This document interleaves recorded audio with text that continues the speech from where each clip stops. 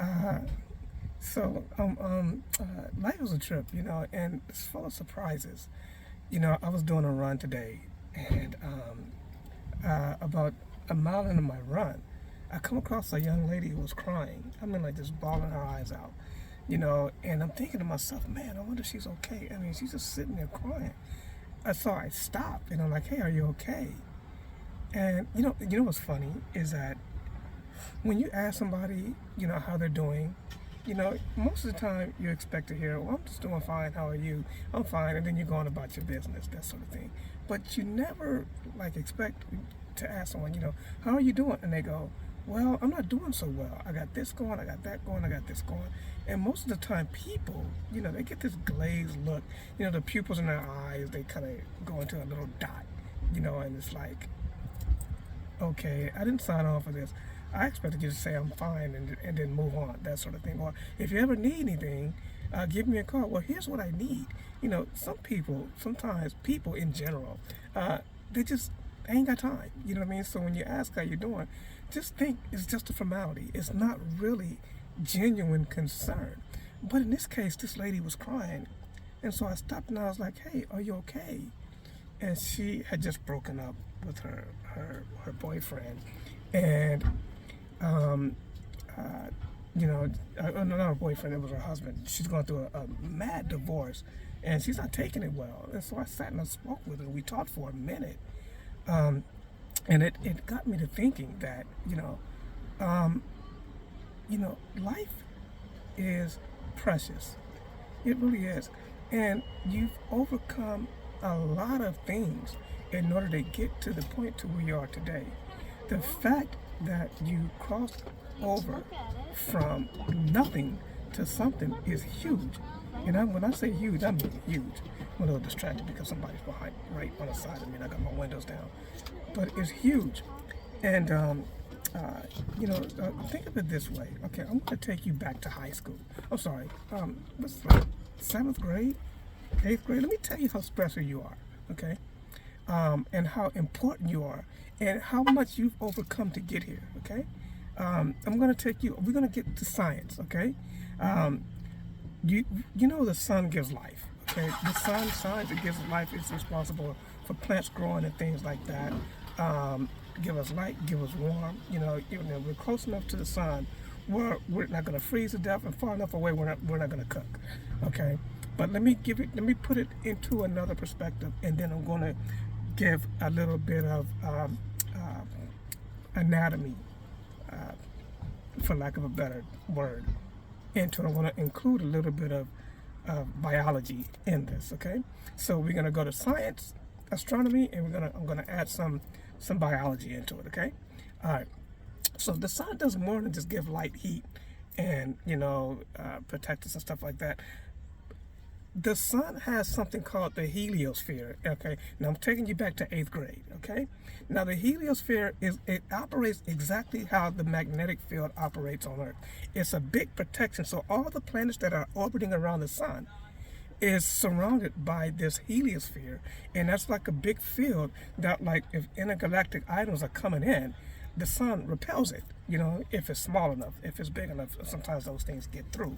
So that's a layer of protection, okay, that the sun gives the Earth. And then while you're here on Earth, the Earth has what's called a magnetic sphere, a magnetic field that also protects it, surrounds the Earth and protects it. And so all of the inhabitants on Earth, as long as you're inside of this magnetic field, you're safe, all right?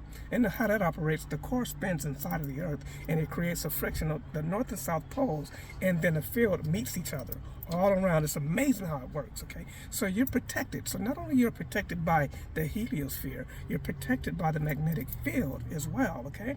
And so you're pretty protected. When you have like a precious item, say a jewel or something like that. Like, for example, I have a safety deposit box at my bank, and I have some most precious items in that safety deposit box, and it's located within my bank, and they offer it free, as of course me having an account with them, okay? And I have things in there. So in order for me to get to that item, I have to first go to the bank, tell them I need to see that item, then they have to go to the security, and then they walk me into that, they pull the thing out, then there's a key that they get from somewhere else, and then they open it, and then they pull out another box in which they open that for you too. And then you understand there's a lot of obstacles in order to get to that item, okay? The same thing is happening for you as a person that's located right here on Earth. They had to get whatever is coming for us has to come through the heliosphere and through the magnetic field. I know it's kind of a stupid example, but there's a point I'm trying to make to this, okay? And now let's mix in a little biology. Before you were here, before you were even conceived, you had to fight with billions of other sperm cells in order to fertilize that egg. And the fact that you made it to that egg is not just it's magnanimous, okay? And I mean that seriously, okay? Now think of it this way, okay? In terms of supply and demand, okay? The less there are of something, the more valuable it becomes, okay? For example, if you found a Model A car or a Model T, all right? Cars that was made over 100 years ago, chances are, if you have one of those, it's a pretty valuable item, okay? All right? Now, there's probably more than one Model T here, all right? So just in the terms of the egg that you're vying for, talking about supply and demand, that's a huge freaking demand, okay? And you made it to that egg, okay? So you got here. You're special, all right?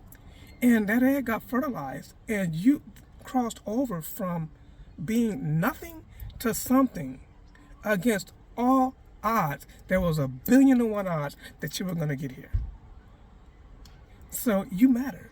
So not only are you protected, the fact that you're even here is even more special, okay? Now, let's say that this event, you fertilizing that egg in your mother's body, let's say that happened, I don't know, say 10 million years ago, okay? Let's say that happened 10 million years ago. You would be at the bottom of the food chain, all right? Because you had something like T-Rex, these dinosaurs and all of those stuff, we would be at the bottom of the food chain. We have adapted, maybe.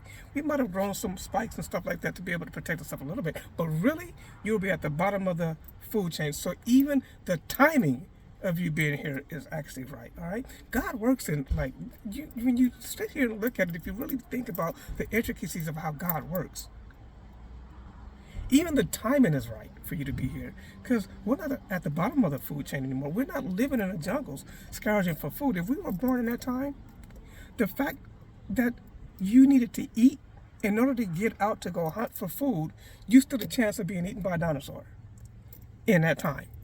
So your timing is even perfect, all right? So this is why, I've been in my midnight hour. I had my dark moments where I felt like, man, what's my purpose here? Why am I even here? But you really got to think about the fact that you even made it here is a miracle in itself, because you are one out of 1 billion other sperm cells that could have been here, all right? But it was you that decided that got to that egg. That makes you special. And this is what I was explaining to this lady. Her name is Alicia. Actually, I'm not going to give her last name like that. And I told her I was going to make this video, because I would have put this actually on my Facebook. But I told her, the fact that you even made it to this point, it speaks to your fortitude. The fact that you made it to this point is here. You matter, okay? And you have a purpose. You just not landed here by accident. And it doesn't take the fact that you and your husband aren't together anymore to realize that you don't matter, because you do, okay? Your husband is a byproduct. Yes, you should love him and all of that, and with all your heart and all that. You should love the guy, and you should love your kids and all that, but the fact that you made it here makes you special, and you have a purpose, okay? And I would implore you to find out what your purpose is, okay? But don't get hung up and caught up on this guy. You know what I mean? Yes, you love him and you're going to grieve and all of that, but to contemplate not being here anymore is really, I think that is so far reaching that it just doesn't make any sense, okay? I understand hurt, okay? I've been hurt before.